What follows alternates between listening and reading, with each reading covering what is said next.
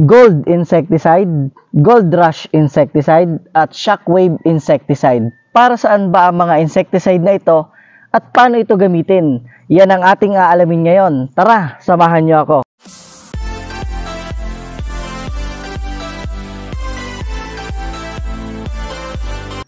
Isang magandang araw na naman po mga kasaka. Ako po muli ito, ang inyong agriculturist, sumasaludo sa magsasakang Pilipino para sa Pilipino. So for today's video mga kasaka, ay ipapakilala ko sa inyo ang tatlong insecticide na kung saan ito po ay inyong makakatulong sa pagpuksa sa mga pesteng insekto dyan po sa ating mga palayan, sa ating mga taniman ng gulay at mais. Disclaimer po muna mga kasaka, ito pong produktong nasa aking harapan ngayon ay produkto po ng CB Andro.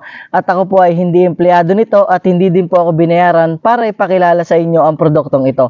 Nais ko lang pong makatulong sa inyo na kung kayo po ay bibili at makakagamit ng mga produktong ito, ay malaman po ninyo kung para saan ito at paano po ito gamitin.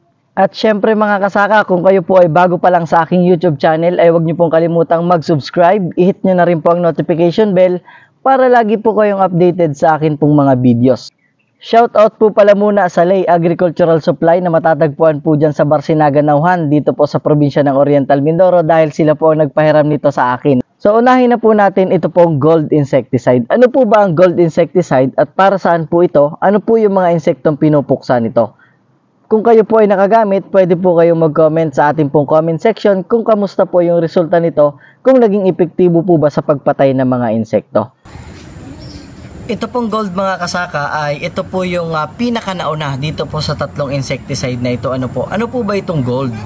Kung mapapansin nyo po, ito pong gold ay green label at ito po ay produkto ng CB Andro. At ang kanya pong active ingredients ay clothianidin. Ito po isang uri ng broad spectrum insecticide na kung saan po ang pinapatay nito ay yung mga rice black bug or RBB, or kung sa Tagalog ay yung itim na atang niya, na kung saan po ito po yung nagdudulot ng bug barn kung tawagin sa atin pong mga palay.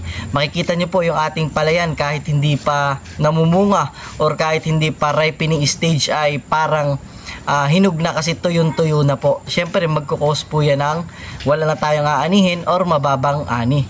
So isa po itong gold sa atin pong mga chemical na paraan or pinakamabilis na paraan para po mapuksa natin yung RBB. Paano po ba gamitin or gaano po karami yung takal sa 16 liters of knapsack sprayer nito pong gold? Kung makikita po natin dito sa likod ay mangangailangan lang po tayo ng 10 to 12 spray loads sa atin pong isang ektaryang palayan or 10 to 12 tank loads po. Yun po ay 16 liters of knapsack sprayer. Sa isang knapsack sprayer po mangangailangan lang po tayo ng 40 to 50 ml. At ito pong hawak ko ngayon, ito po ay 500 ml. Available din po ito sa 1 litro. Maaari na po natin itong gamitin 15 days after na tayo ay makapag-transplant ng ating palay. At kung gusto po nating ulitin ng pag-spray ay meron po tayong 7 days interval para mag-spray po ulit ng gold insecticide. At syempre kung tatanungin nyo po kung pwede po ba itong ilahok sa iba pong insecticide, ito pong gold ay compatible po dun sa mga ibang insecticide, pwede nating ihalo kung gusto nating magtipid. Pero mag-ingat din po tayo kasi po dun sa mga ibang insecticide ay merong mga hindi pwedeng haluan po nito. At kung ito naman po ay practice nyo na at dati na po kayong gumagamit ay wala na pong problema yan kasi nakita nyo na po na hindi nakaka-apekto sa atin pong tanim. At syempre mga kasaka, kung kayo po ay bago pa lang sa aking YouTube channel ay huwag nyo pong kalimutang mag-subscribe. I-hit nyo na rin po ang notification bell para lagi po kayong updated sa akin pong mga videos. Maraming salamat po sa laging panonood at sa mga sumusuporta.